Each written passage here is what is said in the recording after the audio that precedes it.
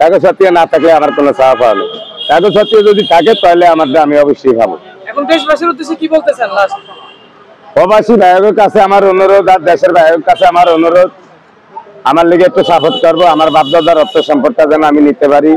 আমি অনেক টাকা পয়সা খরচ করছি, অনেক সময় কথাই কয় তারি না।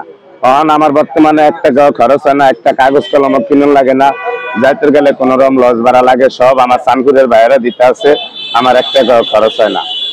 আপনারা আমার লিগে একটু দোয়া করবেন, একটু বেশি করে শেয়ার লাইক করবেন। যারা আমাকে ভিডিওটা করে আগে একটু বেশি করে শেয়ার করেন, লাইক করেন। ক্লিকা আমার নাম্বার ফেস নাই, এই জন্য আমরা কই যে এই ভাই করে দেওয়া নিলে তাহলে এই ভাইয়েরা আবার আইবো, আঙ্গ খোঁজ খবর আপনারা পাইবেন। কাগজ বোতল টোকাইছি, ভাঙ্গা তরকারি টোকাইছি, নিজে করছি। আমার লাইফে আমি কেউ চাকরি করিনি। ভ্যান গাড়ি চালাইছি, ফার্নিচারের দোকানো, খেপ মারলে টিয়া আর নাইলে টিয়া নেই। আমার কামে আমি করছি, আমার জীবনে কেউ করি না। আর আমার আশা আছে আমি করবো না।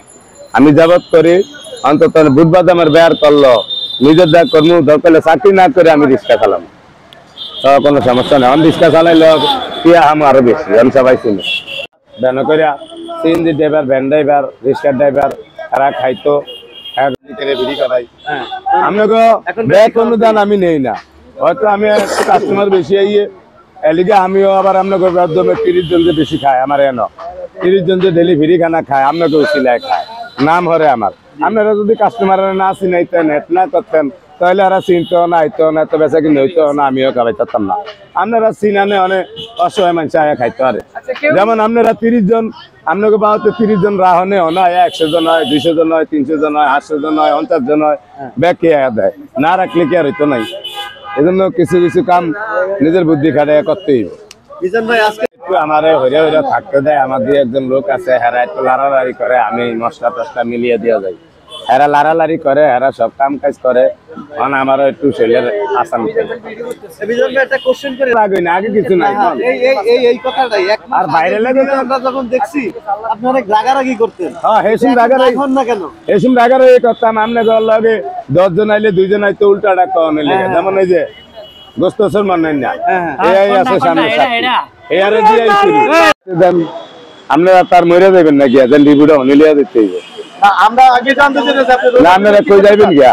রোজার মাসে আমি রোজার মাসে সবসময় ফল বেচতাম, যে কোনো কাম করতাম, 4-5 ফল আনতাম বেশি করে, কম দামে বেচা লাগতাম। গরুর নেই, গরু যেমনি বেশি আমার তরকারি বেচাও গরুর নেই। আমি ফলও বেচু, আবার চেষ্টা করবো যে হোটেলে ইফতারি বানান যায়নি, যদি হাঁসটিয়া করে যদি ইফতারি যদি সরুদি সবাই বেচে 10, যেটা আমি কম দামি হোটেল কমের হাঁসটিয়া করে পেঁয়াজ আলুর চপ এগুলা বেচার চেষ্টা করবো। 10 টাকা করে বুট, 8 টাকা করে পেঁয়াজ আলুর চপ চেষ্টা করবো বেচনের লেগে। আমি যদি এটা বেশি লাগে আমার ফলের বেড়া, আমার ওটা আগের তো নেই শখ রোজার মাসে করণের, আমি সেটাও লগে রাখুন চেষ্টা করবো।